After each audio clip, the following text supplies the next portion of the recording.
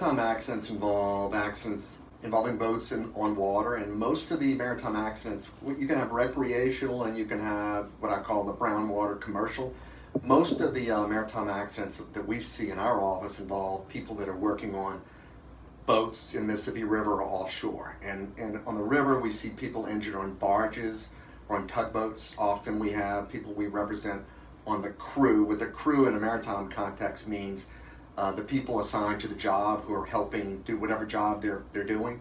And you have usually a captain on a crew boat and an engineer and then a couple of deckhands, and they make everything work on the job, pushing these barges up and down the river, bringing all the grain from these larger boats all the way up to higher up in the Mississippi River. So we see a lot of those cases, and we see a lot of what I call brown water cases, which are guys injured on all the different barges, all the different boats and vessels in the Gulf of Mexico, and people injured on platforms. So that involves, those are the types of maritime cases that we see.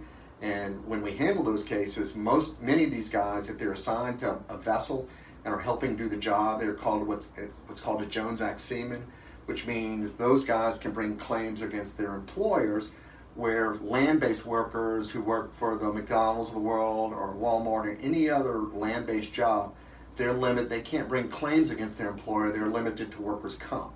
So when somebody's injured in a maritime setting and they're Jones Act seaman, they can make a claim against their employer for all their pain and suffering, all the economic wages losses that anybody would have if they couldn't work, for example, or lost their job because of the injury.